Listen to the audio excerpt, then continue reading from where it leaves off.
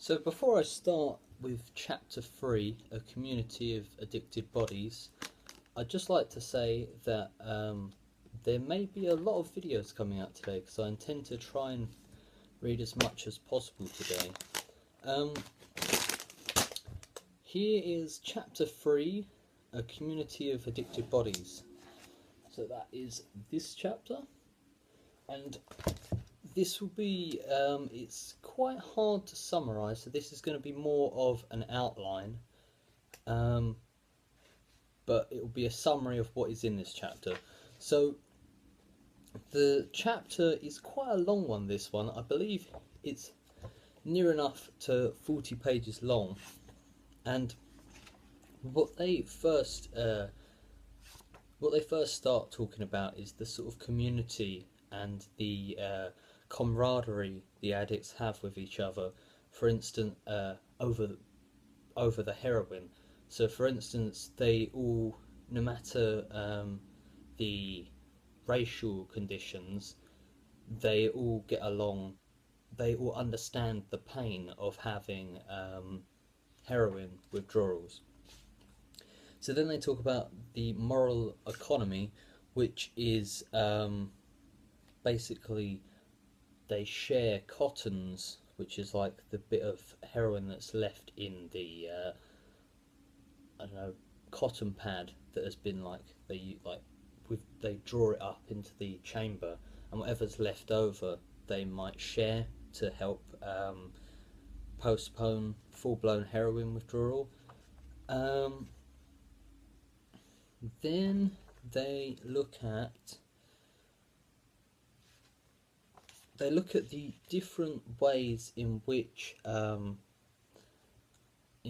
different races, the different ethnic backgrounds, the different people use different drugs. For instance, crack in this particular setting and in this particular time was seen as a drug for black people, and heroin was much more the drug for white people. There was a lot of black people using heroin, but they used it in a different way. And what they look at in this chapter is the way that the black heroin addicts would inject it much more into their veins, because they like to get more of the rush, and they had this persona of they are drug addicts by choice, and they're sort of enjoying it and trying to make the best of it. Whereas the white addicts felt much more like they were just addicted, and they just didn't really have much control over it, and they just would stick it in like into fleshy tissue, I think it was called. Surprising how much I'm remembering right now as I'm like looking through the pages, because I read this over like a week or so. I didn't have that much time. So that's this techniques of the body. Then they talk about how they help, like the different races help each other use heroin. And then they talk about masculine sexual performance, which is basically how the different races apply, had different attitudes to sex. So I believe the black men, all of them, I think it said all of them, said they were having sex, and they all publicly sought sexual partners.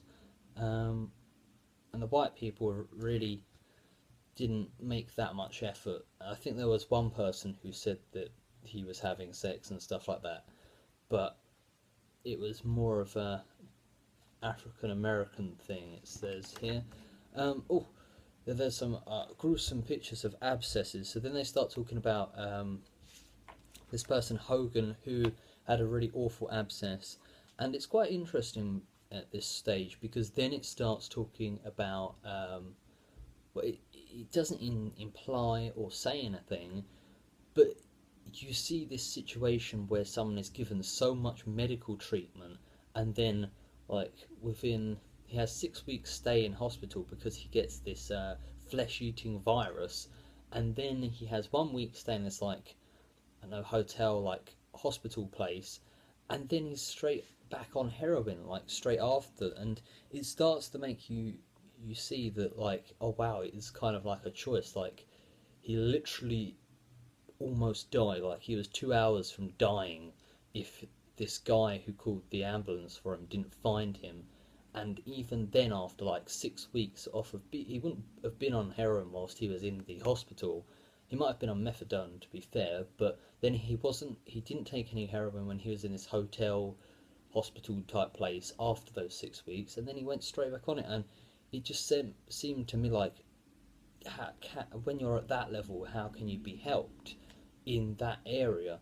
Now, I started to get that opinion, but then as the good thing about this book is, then they go on to like start looking at the medical things that are in place to try and help the homeless addicts, and they aren't really that helpful. They like explain to them how not to get, like how injecting into their veins and sharing syringes is bad, but it doesn't really, like, all they really managed to do was show all of the homeless people that they all had hepatitis C and kind of put the blame on them. Like it made it a very individualist thing, and whether that's true or not, that's not helping them. Like what they really could have done is maybe help, like that money that was spent on, testing them for hepatitis C or whatever. That, I mean, I don't know how expensive that is, but I'm sure like it would be better spent on a 12-step program or something like that, or some of the interesting things that Russell Brand's coming up with lately, maybe. Yeah, so then they talk about the medical situation for quite a while. Then they talk about law enforcement and how that is not very effective, in that it kind of makes it worse for them, like a lot worse. Like, so first you kind of are seeing how, like, it's not, like, it's kind of stupid that they'll go back to heroin, but the point is, the law enforcement and all of that kind of situation, it doesn't help them. Like, that literally they're living under this big, like, passway, and they come and steal all their, or take all of their belongings, like all their clothes, and then they start to like get really cold and have like shoes that are falling apart in the winter. It's awful, and it's not helping them at all. Like, you're moving them on, it's not really, and moving on, and they were taking their stuff. It's not good, and it means that they inject in a more dangerous way, get more diseases. It costs more for the healthcare because like they had to go to hospital. And this guy Hogan, who had this abscess or this flesh-eating virus, had hundreds of thousands of pounds worth of medical equipment. Like, well, what is going on? Like, if they put that money into like drug treatment, hundreds of thousands of pounds, or £100,000, put that into employing people, young people, or people who want to like help addicts get off drugs, that could have saved you a bloody fortune. Like, this is just an ineffective system at the moment. It goes to show that yes, there is some blame, and it does seem to be their like choice of theirs, but the systems that are in place aren't really helping much. The video may cut out now because it's been going on for a while, but another just an interesting fact, interesting bits about the way it's laid out is they bring in ethnographic notes, and that's quite good because you really start to feel and understand the situation. And it ends on an interesting note because it says that it talks about, as usual, Lou is scratching at the bandages, unravelling on the back of his neck. They are soggy from the rain and mud. I had originally planned to sleep out with them, but I too shiver and drive home instead.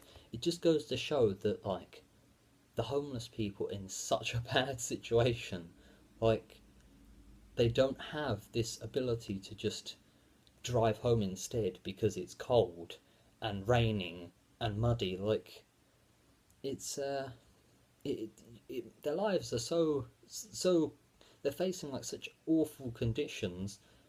No wonder they turn to heroin. Like, I'm not advocating it in any way, but I'm saying if instead of putting the money that they are putting to try and solve these things, maybe it would boost the economy to have these people having a better life, working, you know. It's definitely very thought provoking, and I really think that as I'm getting through the book, it's making me think more and more about the different sides, and it is definitely very, very complex. Because I was talking to someone about it after I read the bit about this guy Hogan, who had hundreds of thousands of pounds in medical equipment. You know, stayed the 6 weeks, then the 1 week thing, and I thought, like, I was annoyed. I was like, why the fuck? What? That's ridiculous. He almost died, and then he's going back there. And then what some what someone was saying to me was uh, yeah, I do think that there is definitely a level of their own choice to keep doing heroin, but it is also very complex. And just in this chapter, I've seen that, and I think the more I read the book, the more interesting it will get. So yeah, that is a summary. Actually, I think I hopefully summarised that all right. Next chapter is childhoods, and I'll be doing hopefully a bit of a quicker summary, but this was a more in-depth summary. So yeah, thank you for watching.